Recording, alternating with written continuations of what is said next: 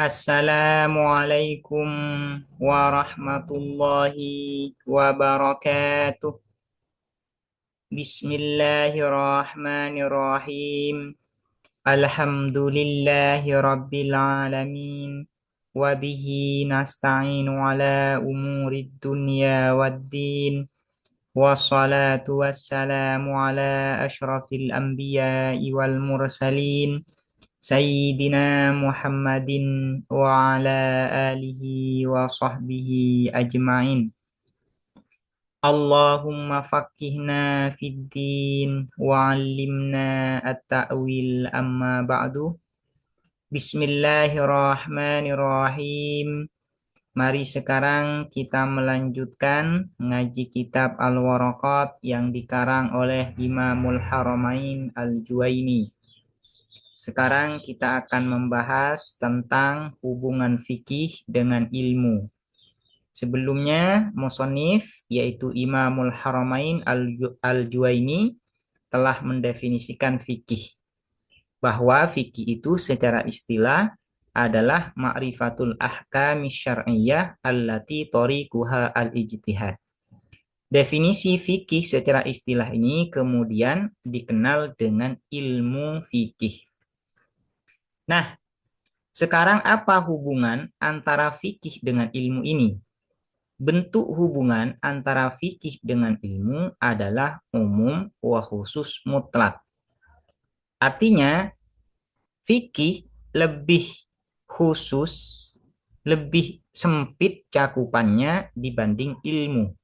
Sementara ilmu lebih luas cakupannya dibanding fikih. Kenapa fikih lebih sempit cakupannya dibanding ilmu? Iya, karena fikih itu hanya mencakup satu entitas ilmu, yaitu ilmu fikih. Sementara ilmu mencakup banyak entitas ilmu. Bisa mencakup kepada ilmu fikih, ilmu nahu, ilmu sorof, ilmu tajwid, dan ilmu-ilmu yang lain. Karena itu hubungan antara fikih dengan ilmu adalah umum wa khusus mutlak. Al-fikhu akhas wal ilmu a'am. Fikih lebih sempit cakupannya, sementara ilmu lebih luas cakupannya. Wal fikhu dan adapun fikih akhassuh ialah lebih khusus atau lebih sempit minal ilmi daripada ilmu. Minal ilmi dari ilmu. Sementara ilmu a'am lebih umum atau lebih luas cakupannya dibanding fikih. Nah, sekarang musonif di sini menyebut kata ilmu. Apa yang disebut dengan ilmu atau definisi ilmu itu? Yang disebut dengan ilmu atau definisi ilmu adalah ma'rifatul ma'lumi ala ma huwa bihi fil waqi, yaitu mengetahui objek yang dapat diketahui sesuai dengan kenyataan. Itu disebut dengan ilmu. Atau sebagian ulama menyebut al-i'tiqadul jazim, al-i'tiqadul jazim al-mutabiqu lil waqi'. Keyakinan yang kokoh yang sesuai dengan kenyataan. Itu yang disebut dengan ilmu. Wal ilmu dan adapun ilmu ma'rifatul ma'lumi ialah mengetahui objek yang dapat diketahui alama sesuai apa huwa adapun al-ma'lum bihi ialah dengan ma fil waqi di dalam kenyataan. Ilmu itu adalah mengetahui objek yang dapat diketahui sesuai dengan kenyataannya, sesuai dengan faktanya. Yang dimaksud dengan al-ma'lum di sini adalah ma min sya'nihi ayyu'lam. Sesuatu yang dapat diketahui, yang memiliki potensi untuk dapat diketahui. Itu disebut dengan al-ma'lum. Kemudian, lawan dari ilmu itu adalah jahil. Kenapa di sini musannif menghadirkan lawan dari ilmu? Yaitu karena asyai' yu'rafu bi'adadihi. Sesuatu itu lebih bisa dipahami ketika menghadirkan lawannya. Karena itu di sini musannif menghadirkan lawan dari ilmu. Apa lawan dari ilmu? Yaitu al-jahl.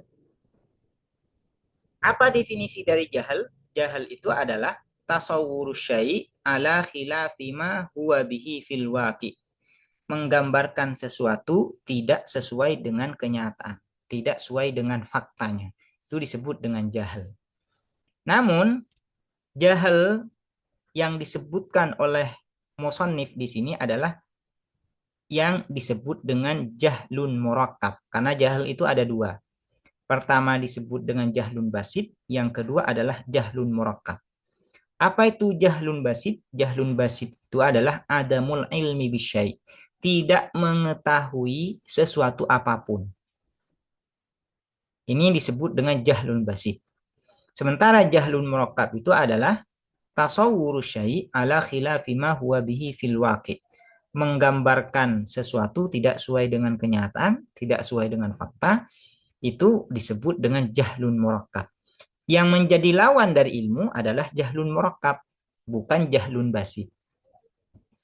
Wal jahlu dan adapun jahal, bodoh atau tidak tahu, tasawwurus syai'i ialah menggambarkan sesuatu ala khilafima atas menyelisihi sesuatu, wah adapun syai' bihi ialah dengan ma, ini insyaallah kurang ini, ala khilafima huwa bihi fil waqi'. Huwa adapun asyai' bihi ialah dengan ma fil waqi' di dalam kenyataan. Jahal itu atau jahlun murakkab adalah mengetahui sesuatu, menggambarkan sesuatu tidak sesuai dengan realitasnya. Tidak sesuai dengan faktanya, tidak sesuai dengan kenyataannya. Itu disebut dengan jahal. Kemudian, di sini ilmu terbagi menjadi dua. Nah, pembagian ilmu menjadi dua ini bi'tibari tahsilihi, berdasarkan proses menghasilkan. Ilmu itu terbagi menjadi dua. Pertama disebut dengan doruri, yang kedua disebut dengan muktasab. Atau nama lainnya adalah nadhari. Muktasab itu adalah nadhari. Kapan ilmu itu disebut dengan doruri? Yaitu apabila pengetahuan yang diperoleh itu tidak melalui penalaran dan argumen. Diperoleh tanpa melalui proses bernalar dan berargumen. Itu disebut dengan al-ilmu doruri. Kapan ilmu itu disebut dengan muktasab? Yaitu apabila ilmu itu diperoleh melalui proses bernalar dan berdalil.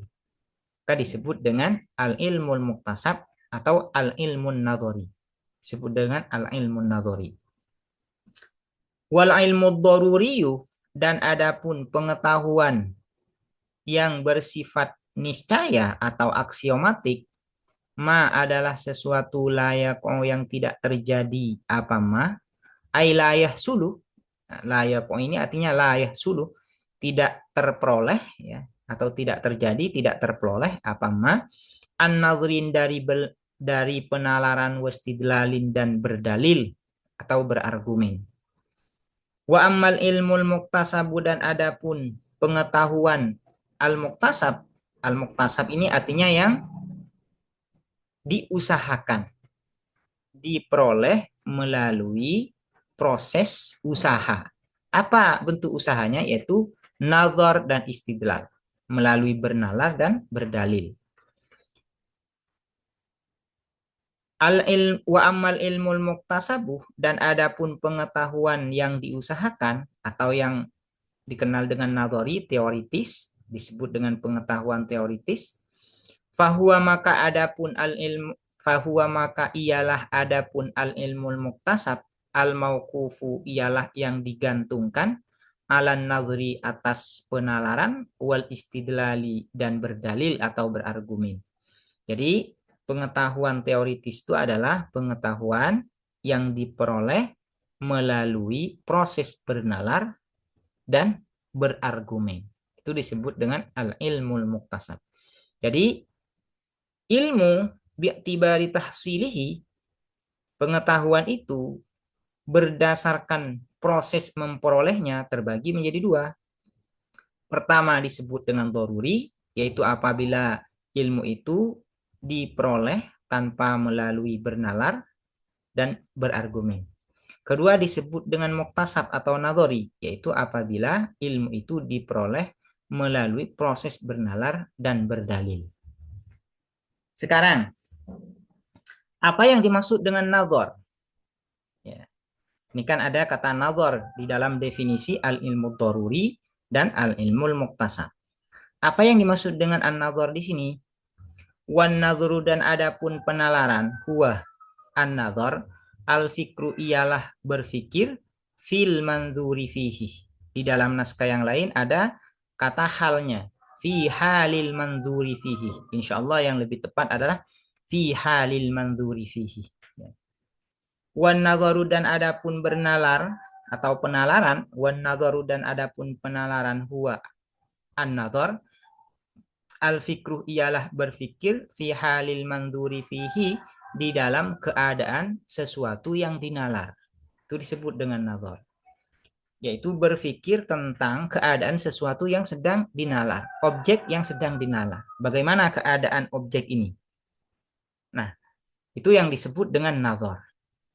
Nah, seharusnya musannif ya, ini kalau lebih lengkapnya ya, bukan seharusnya ya. Tapi agar ini faidahnya lebih lengkap, maka di sini perlu ditambahkan definisi fikir. Apa yang disebut dengan fikir itu, al-fikr itu, yaitu tartibu umurin maklumatin litta'addi ila amrin majhul. Yaitu mengurutkan, mentartib ya, sesuatu yang diketahui agar sampai kepada sesuatu yang belum diketahui. Artinya, memproses pengetahuan-pengetahuan yang sudah ada agar sampai pada pengetahuan yang belum diketahui. Agar sampai pada sesuatu yang belum diketahui. Itu disebut dengan fikir. Sekarang ada kata istidlal. Apa definisi dari istidlal itu? Wal istidlalu dan adapun istidlal, tolabud dalili ialah mencari dalil. Jadi tambahan kata sin di sini istadalla yastadillu itu ya, yaitu lit tolab. Ya. Istidlal itu adalah berdalil atau mencari dalil. Ya. Wal istidlalu dan adapun istidlal berdalil, tolabud dalili ialah mencari dalil. Nah, sekarang apa yang dimaksud dengan dalil? Wad dalilu dan adapun dalil, huwa ad-dalil, al-mursyidu ialah sesuatu yang menunjukkan atau sesuatu yang mengarahkan, ilal matlubi pada sesuatu yang dicari, yang dituju ya. Sesuatu yang dicari atau sesuatu yang dituju. Itu disebut dengan dalil. Jadi dalil itu bisa mengantarkan kepada sesuatu yang kita tuju. Atau kalau di dalam proses bernalar, dalil itu dapat mengantarkan kepada kesimpulan. Pengetahuan yang berupa kesimpulan. Nah, ini. Itu yang disebut dengan dalil. Kemudian, di sini musannif menyebutkan kata dzon. Setelah musannif selesai mendefinisikan kata ilmu, maka musannif di sini menyebutkan definisi dzon. Kenapa menyebutkan definisi dzon? Karena ilmu dzon dan syak ini termasuk bagian dari anwa'ul idrok, macam-macam pengetahuan. Anwa'ul idrok, macam-macam pengetahuan itu kan pertama disebut dengan ilmu. Yang kedua disebut dengan dzon. Yang ketiga disebut dengan syak. Yang keempat disebut dengan waham. Disebut dengan waham.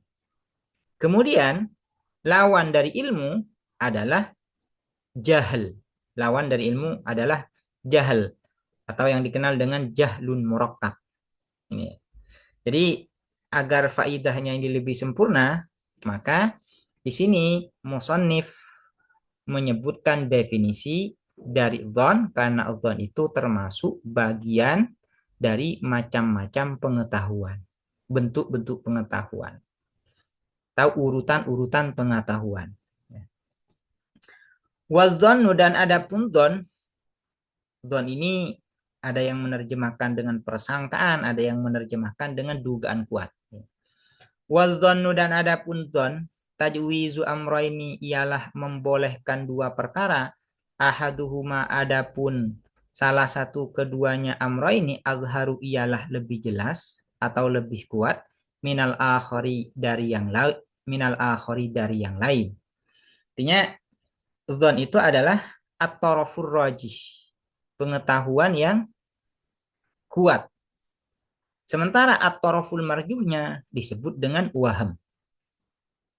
Jadi pengetahuan kita tentang suatu hal, misalnya pengetahuan kita tentang Zaid itu alim, tentang Zaid itu alim misalnya ya. Nah, keyakinan kita bahwasanya Zaid itu alim itu kuat, dan pengetahuan kita tentang Zaid tidak alim itu lemah, misalnya ya, lemah. Maka at-tarafur rajih itu disebut dengan zon. Sementara at-taraful marjuhnya itu disebut dengan waham. Disebut dengan waham. Intinya begini, biar lebih mudah ya terkait zon itu. Zon itu adalah pengetahuan kita tentang suatu hal. Pengetahuan kita ini kuat, namun masih menyisikan kemungkinan lain yang lemah. Nah, ini ya, lebih tepatnya biar bisa lebih dipahami. Misalnya, pengetahuan kita tentang Zaid itu alim. Pengetahuan kita bahwa Zaid itu alim kuat, kuat. Namun pengetahuan kita ini masih menyisakan kemungkinan Zaid itu tidak alim. Tapi kemungkinan Zaid tidak alim ini lemah. Maka pengetahuan kita bahwa Zaid itu alim disebut dengan zon. Adanya kemungkinan bahwa Zaid itu tidak alim itu disebut dengan waham. Itu disebut dengan waham. Itu mudahnya seperti itu. Wasyakku dan adapun syak, ragu, tajwizu amroini ialah membolehkan dua perkara. Tajwizu amroini ialah membolehkan dua perkara atau memungkinkan dua perkara. La maziyata yang tidak ada apa keistimewaan. La maziyata ini artinya la arjahiyata. Tidak ada keunggulan, tidak ada keistimewaan. Li ahadihima bagi salah satu keduanya amro ini alal akhari atas yang lain. Alal akhari atas yang lain. Itu yang disebut dengan syak atau ragu. Misalnya kita mengetahui suatu hal. Namun suatu hal ini memiliki dua kemungkinan. Kemungkinan iya atau tidak. Nah, potensi kemungkinan iya atau tidak ini setara, sama. Sama, tidak ada yang lebih unggul di antara keduanya ini. Maka ini yang disebut dengan syak, disebut dengan ragu. Artinya pengetahuannya itu antara iya dan tidak sama-sama 50%. Iya 50%, tidak 50%. Maka pengetahuan yang seperti ini disebut dengan syak. Misalnya lebih konkretnya seperti ini ya. Kita mengetahui Zaid itu alim. Namun pengetahuan kita ini memiliki kemungkinan juga Zaid tidak alim. Nah, kemungkinan alim, pengetahuan kita bahwa Zaid itu alim dan pengetahuan kita bahwa Zaid ini tidak alim, sama-sama 50%. Sama-sama kuat. Maka pengetahuan yang seperti ini disebut dengan syak, disebut dengan ragu. Ini adalah yang disebut di dalam kitab-kitab usul yang lebih tinggi nanti yang disebut dengan anwa'ul idrak, macam-macam pengetahuan. Anwa'ul idrak itu ada 4. Pertama adalah al-ilmu, yang kedua adalah az-zon, yang ketiga adalah asyak, yang keempat adalah al-waham. Lawan dari ilmu adalah al-jahal. Ya. Nah, atau yang dikenal dengan jahlun murakkab. Demikian, semoga dapat dipahami dan bermanfaat. Assalamualaikum warahmatullahi wabarakatuh.